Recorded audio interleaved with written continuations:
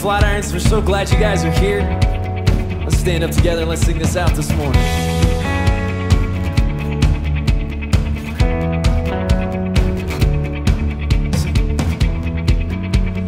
Heaven thunder, and the world was born.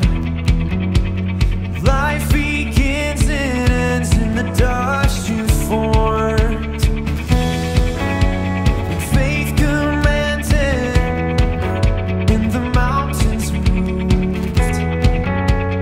Fear is losing ground to our hope in you. Come on, sing it out. Unstoppable God, let your glory go on and on. Impossible things you made, they shall be done. And freedom conquered, and all our chains undone. Sin defeated, Jesus has overcome. And mercy triumphed when the third day dawned. Darkness was denied when the storm was gone. Unstoppable God, let your glory go on and on. Impossible things in your name, they shall be done. Unstoppable God, let your glory go on and on. Impossible things in your name, they shall be done.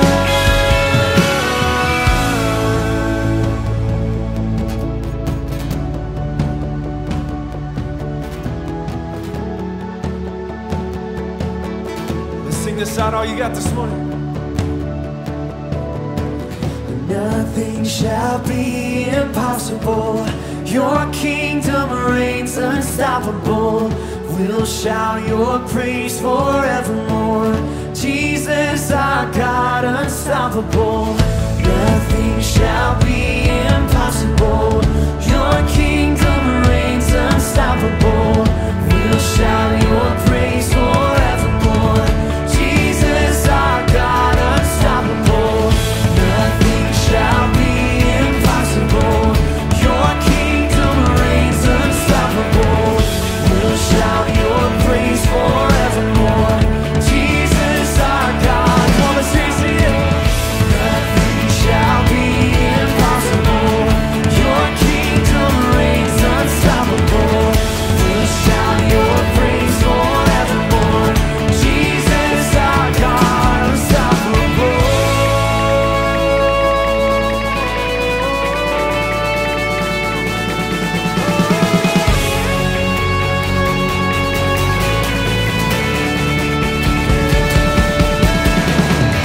Unstoppable God, let your glory go on and on.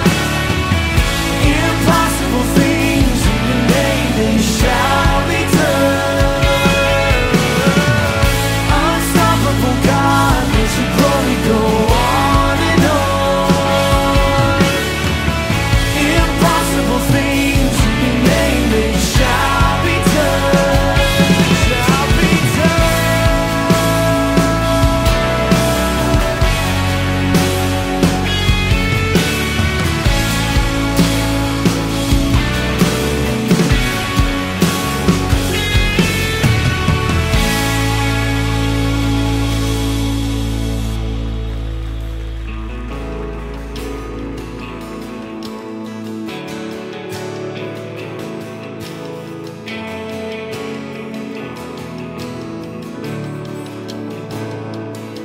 Let the king of my heart be the mountain where I run, the fountain I drink from, oh, it's my song. Let the king of my heart be the shadow where I hide, the ransom for my life, oh, it's my song. You are good, you're good. Oh,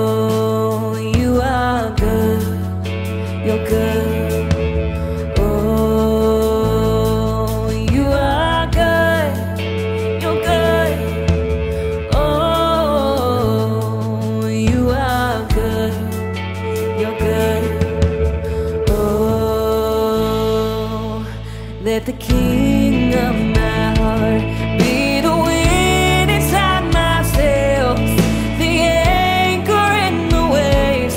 Oh, he is my song. And let the king of my heart be the fire inside my veins, the echo of my days.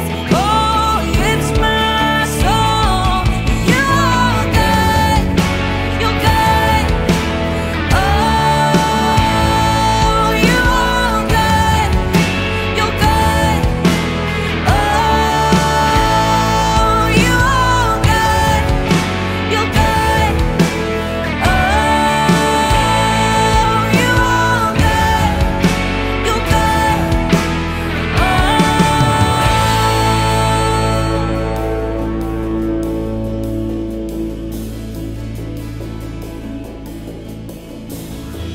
You're never gonna let me down. You're never gonna let me down. You're never gonna let me down. Sing it out. You're never gonna let me down. You're never gonna let me down. You're never gonna let me down. 'Cause you're good, you're good. Oh, you're good, you're good. Oh, you're good, you're good. Oh, you're good, you're good. Oh, you're never gonna let me down. You're never gonna let me down.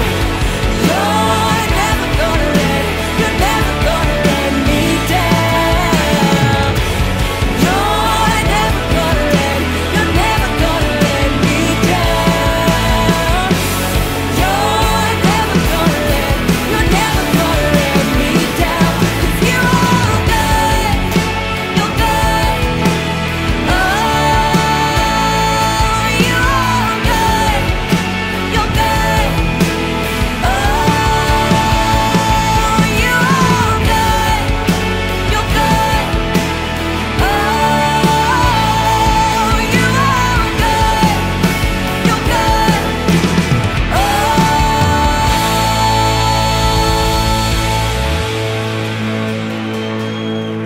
Hey Flatirons, welcome to week 3 in our series Echo. If you missed the previous weeks, you can check them out online at flatirons.church.com/messages. Hey, so let me jump right back into this today. In case you missed a few, need reminded, whatever, we're in the middle of this series called Echo. All right, and Echo is all about worship, and specifically, it's all about worship like we typically think of it, which is the thing where we get together in rooms like this and we stand up and we sing songs together, right? Worship in the general sense is much bigger than this. It's not just narrowed to singing songs, but for the course of this series, we're kind of zooming in on the singing songs version of worship. Why do we do that? Right? I explained a couple weeks ago that I had multiple people come to me in the lobby and say something like, hey, the worship thing that we do, isn't that kind of outdated? Should we just go ahead and get rid of that? And I realized I didn't have a good answer for them. Right? And so I've been on a personal quest to figure out this whole singing songs version of worship. Is that important? And if so, why? And then as we're figuring out this worship thing together, we're also doing this. We're taking songs that we sing in here all the time, and we're breaking them down verse by verse, lyric by lyric, to figure out what are we singing to and about God. Or in other words, why is God deserving of our worship? All right, and this is what we're doing in the Echo series. Those two things. What is worship and why is it important? And then who is God and why is he deserving of our worship? And this week, I want to talk about another thing that happens when we worship that is part of our conversational back and forth relationship with God, which we've been talking about for months in here. All right, and it's this. When we remember who God is, we're reminded of who we are. All right, or in other words, when we echo God's identity back to him through worship, he echoes back to us and he reminds us of our own identity. All right, and to explain that, I'm going to break down a song we sing all the time in here, a song called Who You Say I Am. All right, so let's get started. So this song, Who You Say I Am, it's all about our identity, like who am I? That's what the whole song is about. If you're really familiar with it, maybe you're not familiar with it, maybe you never even noticed, but the very first line of this song is actually a question about identity, and the rest of the song is the answer to the question. And the question goes like this, first line of the song, who am I? Who am I that the highest king would welcome me? And the rest of the song is trying to answer that question. And that question is a great question. All right? It's actually a timeless question, right? Like you and I have asked this about ourselves, and people will ask this about themselves until the end of history, because at the end of the day, the question is really just, who am I? Who am I? That's a really philosophical question, right? Who am I? People have spent entire lifetimes pondering this question. Right? It's usually philosophers like Descartes, or it's the kind of people who frequent Grateful Dead concerts and watch Cheech and Chong movies, you know? Like, who am I, man? Like, really, who am I? And I've had that phase in my life, so there's like no judgment. I understand it. But even us, like most of us who don't even think that we think about this a lot, we are subconsciously, all the time we're asking this question, who am I? All right, who am I as a parent? Who am I as a kid, as a student, a leader? Who am I as an employee, a boss? Fill in the blank. Right? What makes me different and unique? And how should I act and behave? And where do I find my value? What will I fight for? What makes me me? Who am I? We're asking that question all the time. And this Who You Say I Am song is setting out to answer that age-old question. And specifically, to go back to the first line, the song answers the question of, who am I that the highest king would welcome me? Or in other words, what is it about me that God, the highest king, would take notice of me and see my mess? And then like we talked about last weekend, welcome my mess into his presence. Why would he do that? Who am I to deserve that? And this song is drawing attention to a very genuine problem that needs solved. All right, and the problem is this. So regardless of what you believe, all right, maybe you're not sure what you believe about this whole God, Jesus stuff, and you're in here checking it out. If that's you, welcome. And also, if that's you, go with me on a theoretical basis right now. All right, here's the problem. It's this. If God is real, then also logically, he's the king of everything. If God is real, he's the king of everything. Here's what I mean by that. If God really did create us, all right, then we belong to him. Right? Just in the same way, if you were to make something, you make like a pot or something, you get to decide what you want to do with it. Right? You can break it, you can give it to a friend, you can paint it. It's yours. It belongs to you because you made it. And if God really did create us, then we belong to him. And if God really did create the earth and everything in it, then this place, everything we can see, has to be his dominion, all right, his kingdom. And then if God really is that powerful of a king, then technically everyone and everything should have to swear allegiance to him, submit to his authority, because we are his and we're living in his kingdom. But then the biggest part of this problem is this. If God really is a perfect king, then how can he be involved in our imperfect lives? Like, how can he do that without ruining his own perfection? What is it about us that the highest king, the most powerful, perfect being in existence, would welcome our mess into his presence? And he welcomes it. Right? He doesn't just put up with us like we do with our weird cousins at Thanksgiving dinner and stuff like that, right? He welcomes us. He wants us to be close to him. Who are we that God would welcome us? That's our question. And the answer is found in the chorus of this song, which starts like this. Who the Son sets free is free indeed. All right? Who the Son sets free is free indeed. Right away, let's hit pause and talk about that, because what does that mean? All right, it means this. If you've put your faith in Jesus, which means you believe he is who he says he is and he'll keep all of his promises, that's what faith is. If you put your faith in Jesus, then starting at that moment and immediately, he has set you free. And you're actually technically free indeed, which means you're definitely totally free. Whoever wrote this song, they kind of cheated, because that line from the song is ripped just straight from the Bible in John chapter 8. It's plagiarism. I told Jesus. I think he's okay with it. But in John 8, Jesus is talking to a group of people that already believe in him, and he says this. Maybe you remember this verse from last weekend. He says, if you hold to my teaching, then you're really my disciples, and then you'll know the truth, and the truth will set you free.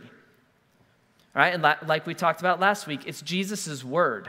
All right, like his actual literal words that he spoke to us, his teaching, his truth, that when applied to our lives sets us free, brings dead things back to life.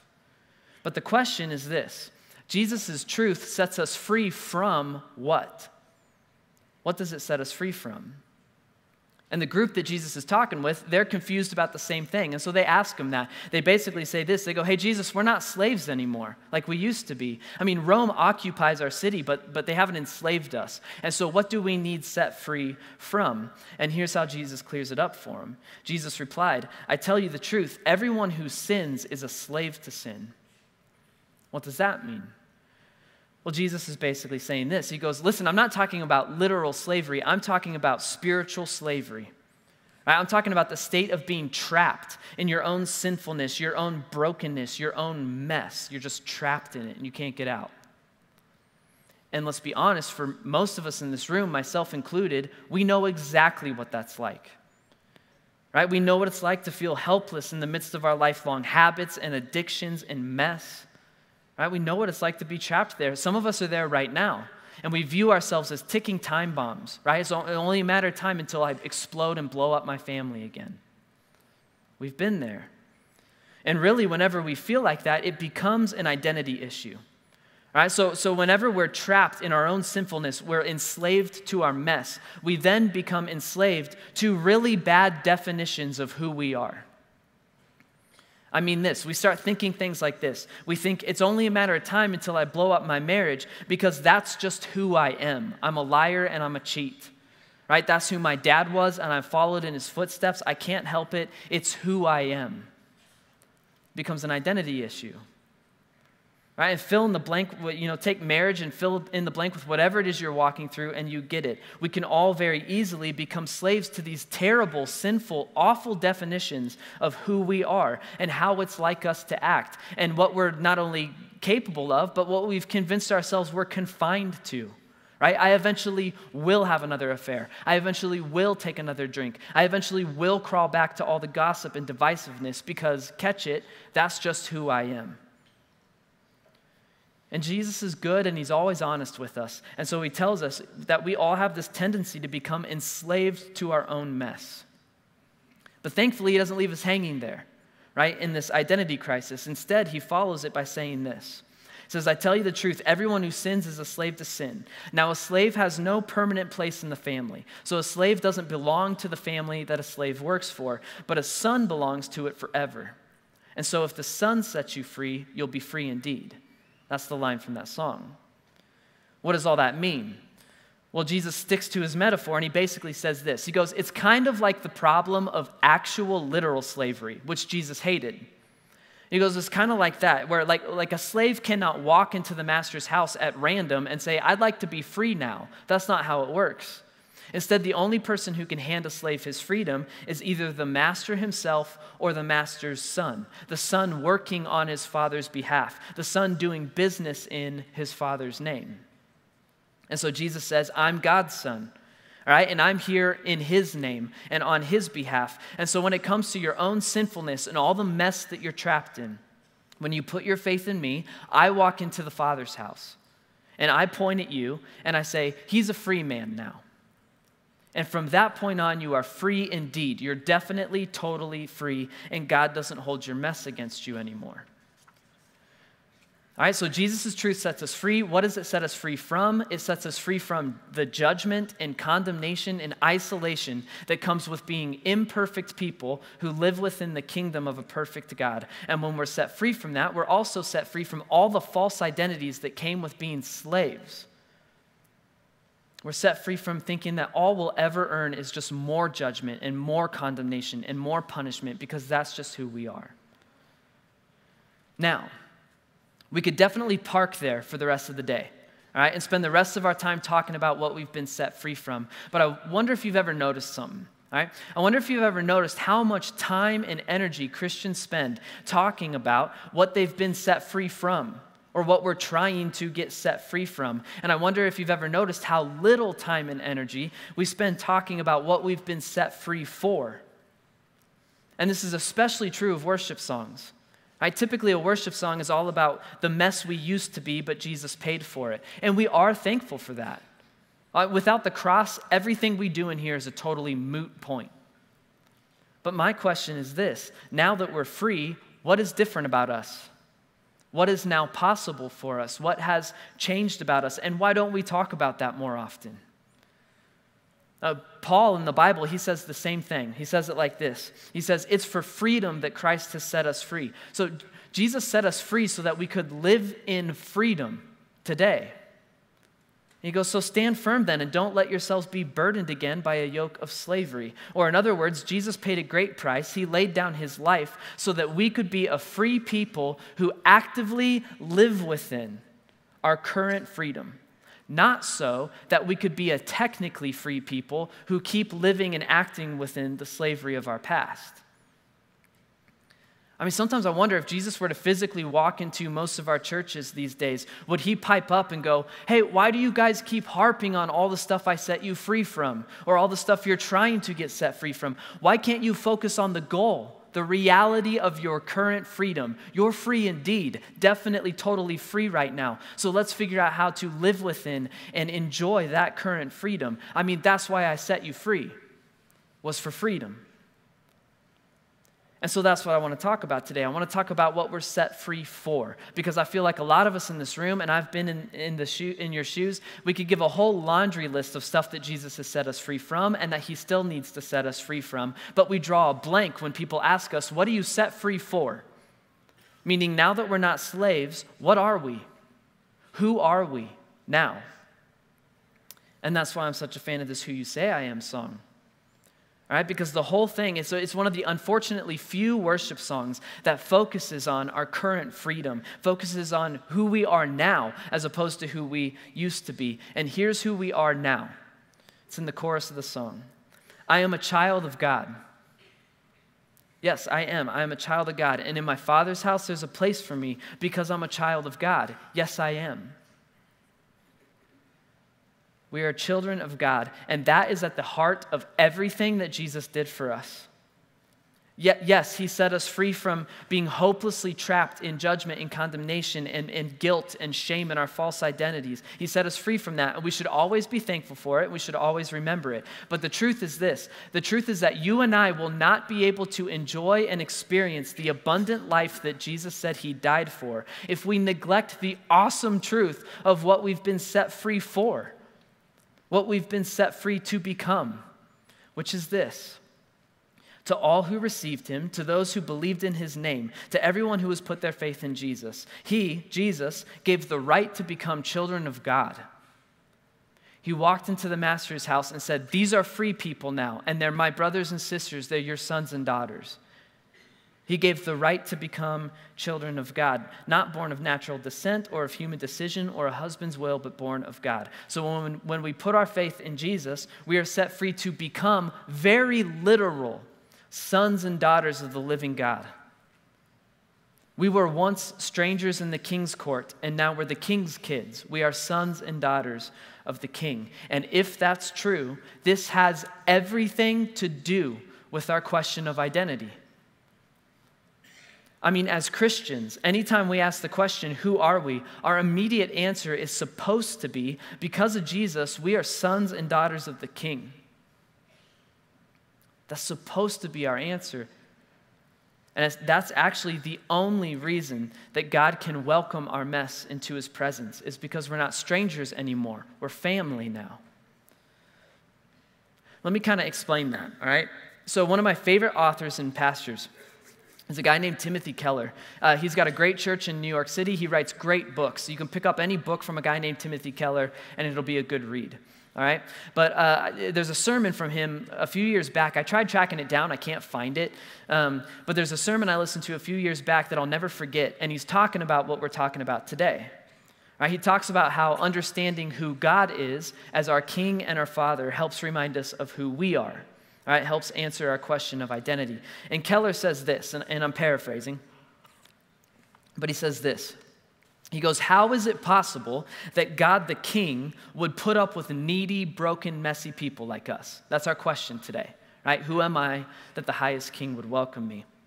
And Keller says this. He goes, here's the truth. No one is allowed to disturb a king. No one. Meaning if some random peasant were to walk off the streets into the castle and interrupt one of the king's important meetings and say, hey, king, so I got some problems with my marriage. Do you have a minute?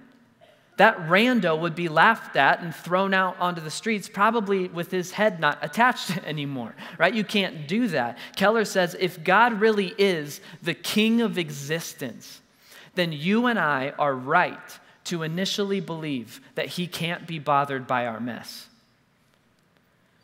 And then right when you start to get depressed, Keller follows by saying this. He goes, so yeah, you're right. No one, right? No one can just waltz into the king's court, and no one can distract the king from all of his different important duties. No one can do that except for his kids. Because if God really is a perfect king and he's a perfect father, then he can rule his kingdom and raise his kids at the same time. And if we're truly sons and daughters of the king, like Jesus promised we are, then we can bring our mess into his presence. We can. And at that point, there's nothing too trivial that you could bother the king with. Right? As his sons and daughters, we could wake the king up at 4 a.m. and ask for a glass of water, and he won't send us packing. He'll just get out of bed and walk us to the kitchen. And that's only because we don't just call him king. We also get to call him dad. And our entire identity is supposed to be wrapped within that, wrapped within who Jesus set us free to become. Who are we? We are sons and daughters of the king. That is our identity. Now, outside of that sounding nice, and looking good on a screen and feeling like, oh, that's something I could tweet, or whatever. Aside from that, what is like the practical importance of understanding that we are sons and daughters of the King? How does knowing that help us to live within the reality of our current freedom, which is what Jesus died for? It's for freedom he set us free. And I think it's found in this. I think it's found in the truth that there is something uniquely powerful and lasting in the way that a father defines his children. That's just true. It's also for better or for worse, right? A father defines his children. Mothers do this too in a very powerful way, but there's something different about dads. A father has a unique power to define who his children are, for better or for worse. And all of us have some version of the story. Let's start with worse. All right, a lot of us have this story. After years of doing student ministry where I worked with middle school and high school students, I've seen this firsthand. I've seen that a father doesn't even have to be present to define his children. In fact, a father says a lot by packing his bags and moving out of state before his kid is even born. I had those students, and their absent father had defined them without saying a word. I mean, those kids would literally describe themselves as abandoned and not enough and lonely. That's who they believed they were, and that's all they believed they would ever be.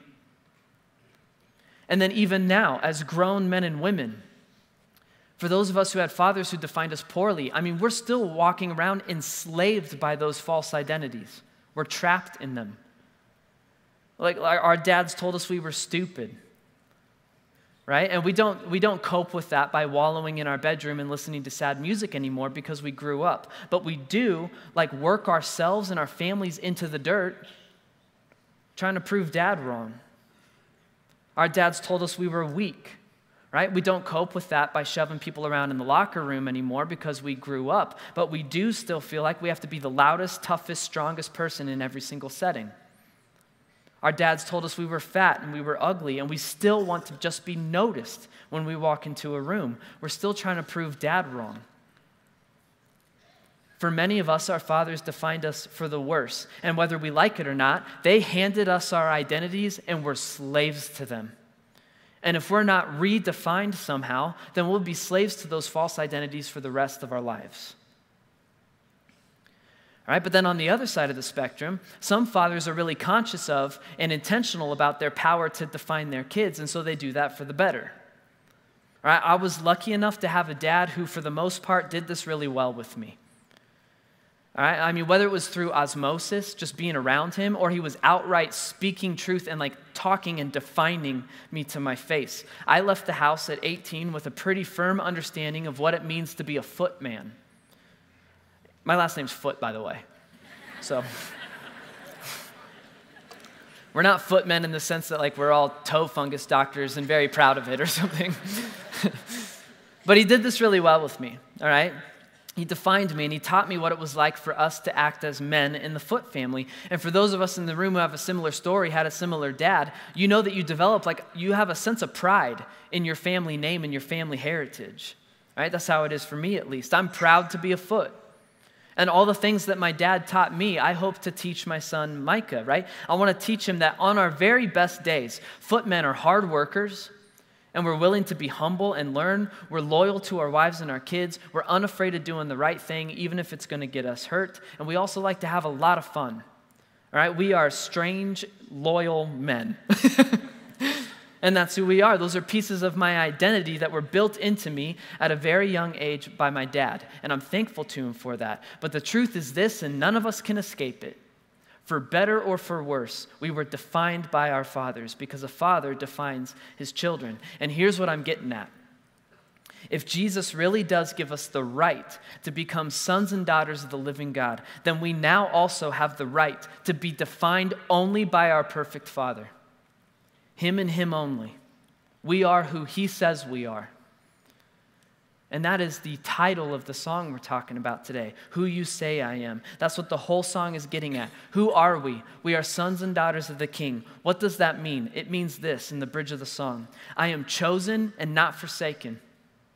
Chosen, handpicked, welcomed. He knows you by name. He recognizes your voice. All of the things that good dads can do with their kids. I'm chosen, not forsaken. I am who you say I am. You're for me, not against me. That's grace, like we talked about 2 weeks ago. I am who you say I am. I am whoever my Father defines me to be. God, I am who you say I am. And when we sing this song, it's our way of talking to God, our perfect King and our perfect Father, and saying to him, please redefine me. I got a lot of bad definitions up here. Please redefine me. I want to live my life based out of who you say I am and not who my parents said I am, right? And not what my income or my ex or my body or my addictions and my wins and losses say I am. I want to be who you say I am. And as a perfect Father, God has a lot of great things to say about who we are.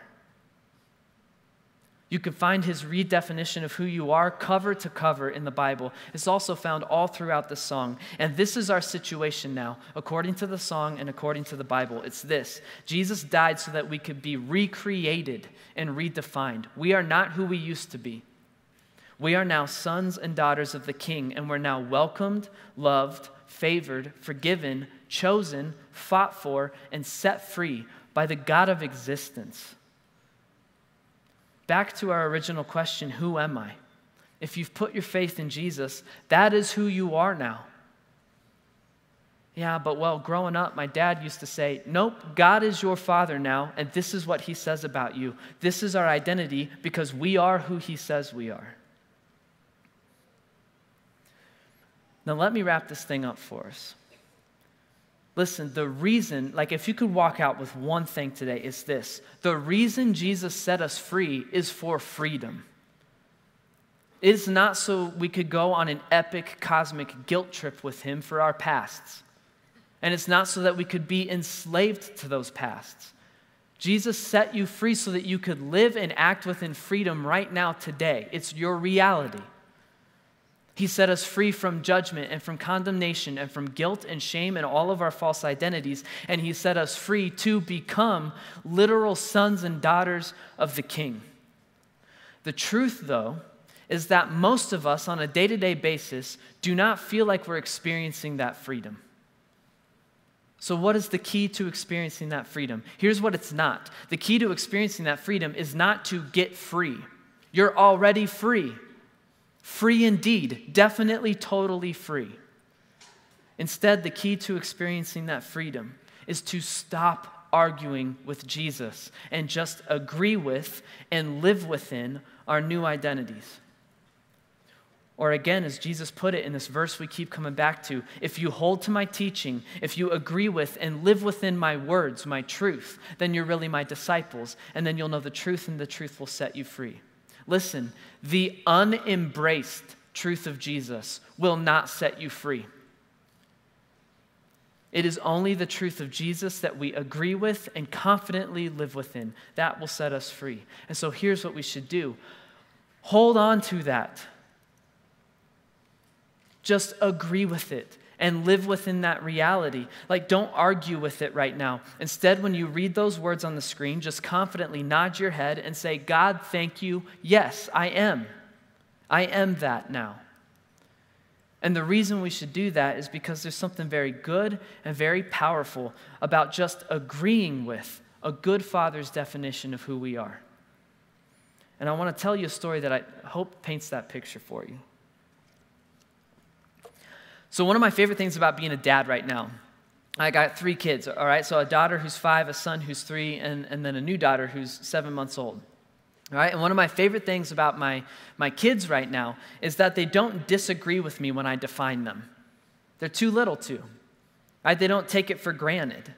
And so I'm trying to take advantage of this thing right now, right? I'm constantly looking for opportunities to define who they are. I'm telling Emery all the time, I go, hey, Em, you're beautiful. Right? You're so pretty and you're strong and you're good, and I love that you're my daughter, and I love being your dad. Trying to find chances to tell her that all the time. My son, Micah, same thing. Go, Micah, man, you are tough, and you're strong, and you're good, and I love that you're my son, and I love being your dad. I have to tell him that a lot lately, and I usually am telling him in situations in which he's objectively not being tough at all. Like a couple of days ago, I'm in the kitchen and I hear from the bathroom, it's Micah, and he's like, Dad, there's something scary in the bathroom, get in here, hurry. And it's hot outside, so all the spiders are coming inside to cool off. And I figured it was a bug. I walk up there, it's just a pine needle on the floor. It's like not even as long as a toothpick, it's just like not moving, a pine needle. But I take him, I'm like, hey, bud, it's just a needle, a pine needle, man, you just pick it up. You don't need to be scared of it, and you don't need to be scared of it because you're tough. Which is way different from walking in and go, dude, it's a pine needle, toughen up. Which is the first thought that goes through my head. All right?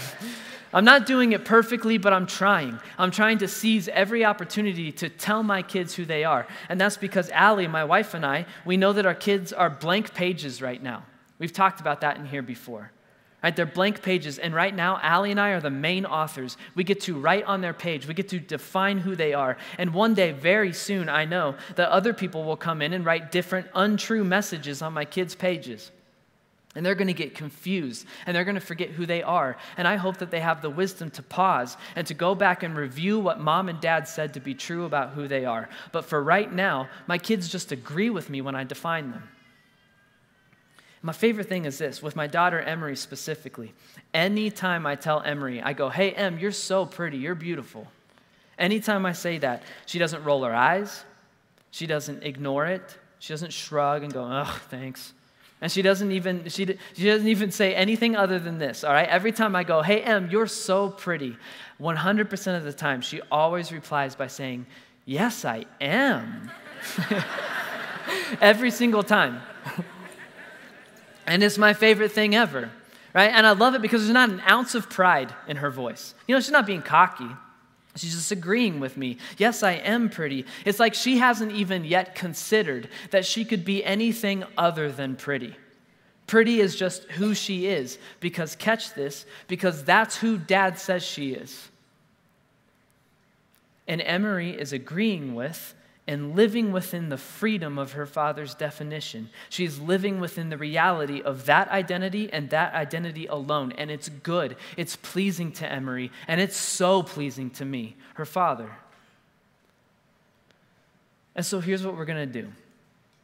I'm going to pray, and then after that, we're going to sing this Who You Say I Am song together. And just like the last couple weeks, we're not going to dip out early. We're going to stay for 3 more minutes, and we're going to worship together. And we're going to worship God for who He is primarily, and then thankfully also for who He says that we are. And as we do that, I want you to pay special attention to what I think is the most powerful line in the whole song. It's just easy to overlook if we're not paying attention. It's the thing we sing over and over again in the chorus, which is this. Who the Son sets free is free indeed. I'm a child of God. Yes, I am.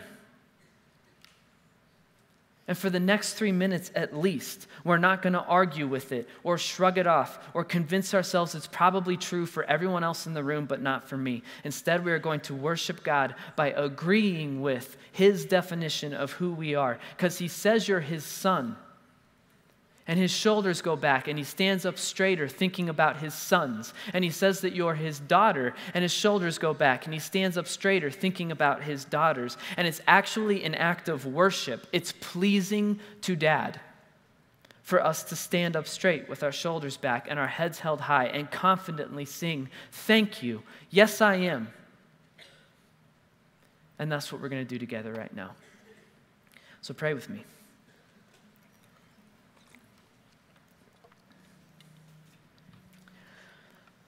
God, we're thankful for a lot of stuff today. We're specifically thankful for the fact that you sent your son Jesus here to die for us, to reconnect us back to you, to walk into the master's house and say, "In your name I've set these people free, and in your name I've made them your sons and your daughters."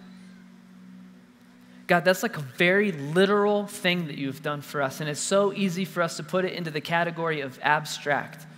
Right? That's just metaphor. But I can't help but feel like that wounds you when we do that. Like if little M were to come up to me and go, "I'm not your daughter, that's just metaphor," it would break my heart. So God, we want to do what is pleasing to you. And in this incredible way that you always operate, the things that are pleasing to you are also so pleasing to us. So God, what I'm praying for today is take that out of the abstract realm and sink it into the reality of our hearts. Even if it's just for the next 3 minutes, that's enough for us to cruise on for a year. Help us to grasp the reality that you call me your son. You call us your sons. You call us your daughters. We're thankful for that. God, help us to live within that reality, because we have got baggage and we have got terrible definitions of who we are, and we are enslaved to them. We're trapped in that. And whenever we are enslaved in that, it's so easy to forget that we have a perfect King who is our perfect Father, and that's you. And that you're right there with us. You've chosen us and not forsaken us. And you're for us and you're not against us. And you look at us and you say, "These are my kids. And I'm very proud of my kids," and we thank you for that. God, we are humbled and honored to be a part of your family. We're humbled and honored to be called your sons and daughters. We thank you for that. And we're humbled and honored to call you Dad. And I pray this in the name of the person who made this possible for us, Jesus Christ. Amen.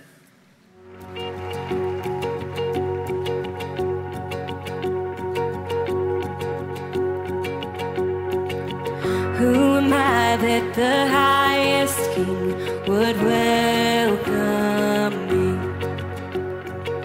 I was lost, but he brought me in. Oh, his love for me. Oh, his love for me.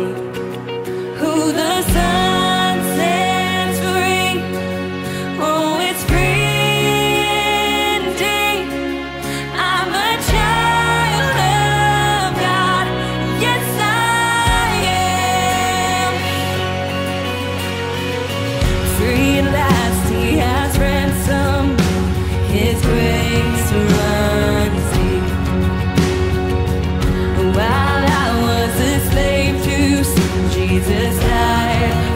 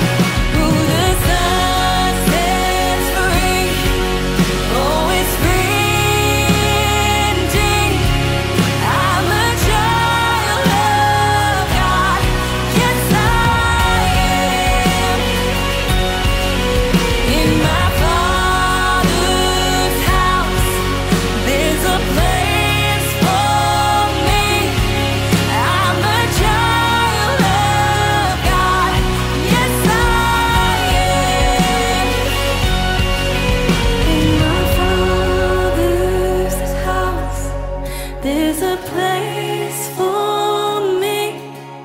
I'm a child of God. Yes, I am.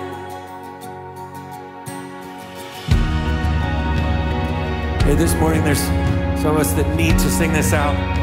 They need to declare this. I need to say this morning that I'm chosen, I'm not forsaken, but I'm in who you say. Sing this with me, come on. I am chosen, not forsaken. I am who you say I am. You are for me, not against me. I am who you say I am. I am chosen, not forsaken.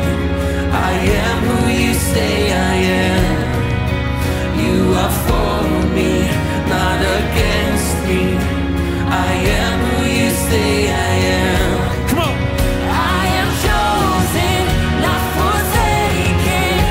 I am who you say I am. You are for me, not against me. I am who you say I am. I am chosen, not forsaken. I am who you say I am. You are for me, not against me. I am who you say I am. Oh, I am who you say I am. Yes, I am who you say I am. Who the Son sets free, oh, it's free indeed. I'm a child of God. Yes, I am. In my Father's house, there's a place for me. I'm a child of God. Yes, I